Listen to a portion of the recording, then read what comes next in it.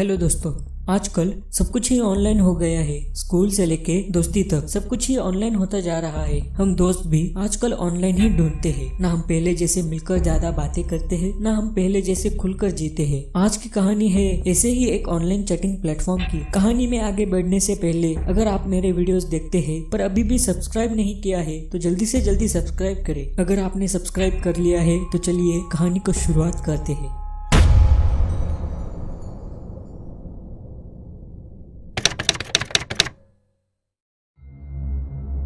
ये कहानी है राहुल की, जिसने हाल ही में कॉलेज ज्वाइन किया था और उसे एक अच्छा सा स्मार्टफोन भी मिला था। उसने स्मार्टफोन में उसे जो भी चाहिए था वो सब भर के रखा था और उसे उसके एक दोस्त से इंस्टाग्राम के बारे में भी पता चला था। राहुल को जैसे ही इंस्टाग्राम के बारे में पता चला उसने तुरंत ही इंस्टाग्राम डाउनलोड किया। देखते ही देखते वो इंस्टाग्राम में खो गया। उसने दोस्तों से ऑनलाइन चैट करना शुरू किया। वो दिन में 2 से 3 घंटे इंस्टाग्राम में गवाता था। एक दिन वो कॉलेज से घर पे आया, फ्रेश हुआ और इंस्टाग्राम पे ऑनलाइन गया। थोड़ी देर में उसे एक अननोन व्यक्ति से मैसेज आया हाय करके। वो उसे पहचानता नहीं था तो उसने उस अननोन व्यक्ति को ब्लॉक किया। सब ठीक चल रहा था। अगले ही दिन जब उसने फिर से इंस्टाग्राम ओपन किया तो उसे उसी व्यक्ति से फिर से मैसेज आया। ये देखकर राहुल जरा सा हैरान हो गया था। ब्लॉक करने के बाद भी उसको वो मैसेज कैसे पड़ा? तो राहुल ने उसको रिप्लाई करने का सोचा। राहुल ने उसे रिप्लाई में पूछा कि कौन हो तुम? उधर से उसको कोई रिप्लाई नहीं आया।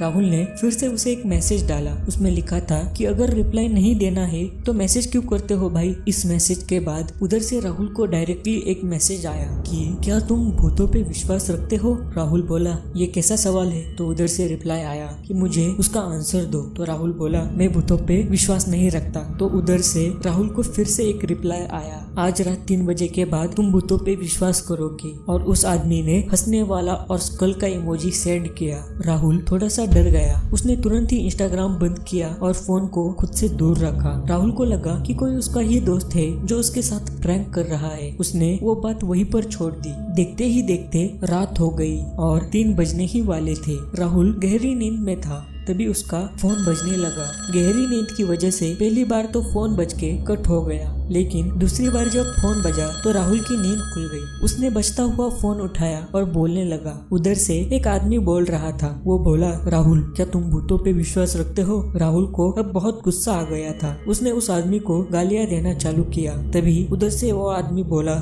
एक बार पीछे मुड़कर आईने में तो देखो। राहुल ने पीछे मुड़कर आईने में देखा। आईने में कुछ नहीं दिख रहा था सिवाय छत टंगे हुए एक फैन के। राहुल को अब बहुत ज्यादा गुस्सा आ रहा था। वो फोन बंद करने ही वाला था कि तभी उसको आईने में कुछ दिखा, जिसे देख के राहुल के रोंगटे खड़े हो गए। आईने में उसने देखा कि एक आदमी ने पंखे से लटक कर फांसी ली हुई थी और धीरे धीरे उस लाश की आंखें राहुल को ही देखे जा रही थी। राहुल बहुत डर गया था। तभी फोन से एक आवाज आई क्यों राहुल अब हुआ विश्वास भूतों पे? और वो आदमी हंसने लगा। ये सारी बातें राहुल के समझ से परे थी। राहुल बहुत जोर से चिल्लाया और घर के बाहर भागने की कोशिश करने लगा और तभी वो किसी चीज से टकराकर गिर गया और वहीं पर ही बेहोश हो गया। जब राहुल को होश आया तो सुबह हो चुकी थी। उसने 3 बजे जो घटना उसके साथ हुई वो अपने मम्मी पापा को बताई तो उन्होंने उस घर के बारे में तहकीकात की। तो उन्हें पता चला कि 1 साल पहले उस घर में जो आदमी रह रहा था उसने उसी रूम में जहाँ पर राहुल रह रहा था फांसी लगाकर आत्महत्या की थी। यह सब जानने के बाद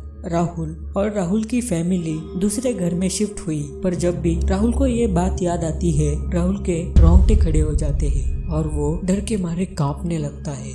तो दोस्तों ये थी राहुल की इंस्टाग्राम से जुड़ी एक कहानी पसंद आई हो तो वीडियो को लाइक जरूर करना, अपने दोस्तों के साथ शेयर भी करना और अगर मेरे चैनल पर नए हो तो चैनल को सब्सक्राइब भी जरूर करना। मैं मिलता हूँ आपसे किसी और नई हॉरर स्टोरी के साथ। तब तक के लिए अलविदा।